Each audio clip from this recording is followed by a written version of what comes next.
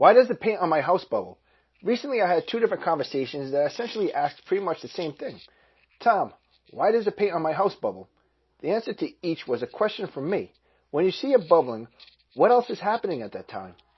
Although there are numerous reasons as to why paint might bubble, I'm going to address the two specific reasons why the paint was bubbling in these particular circumstances that I was asked about.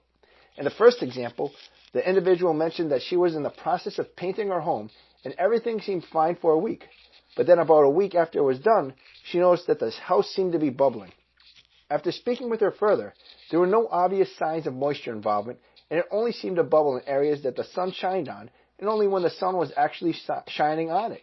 In this case, I believe that something twofold was occurring. I believe that the paint coating that was applied was not fully bonded to the coat beneath it. This could be for several different reasons.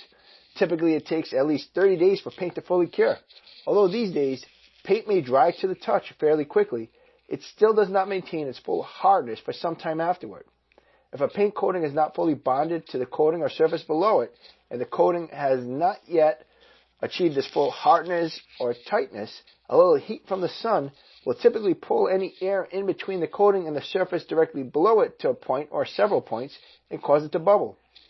In the second example, after asking the person some questions about the circumstances of their issue, it seemed that somehow moisture was working its way in behind the paint coatings.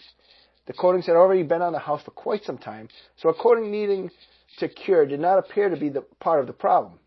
This particular home was quite old, about 175 years old or so, and sometimes in older homes, moisture can creep behind places in peculiar ways.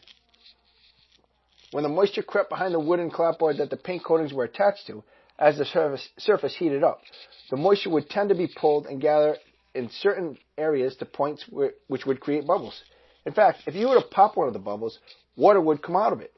To trick the moisture, we ended up breaking the seal at the butts of the clapboards and using a wedge, basically a tiny shim, directly behind the areas where the bubbles were forming.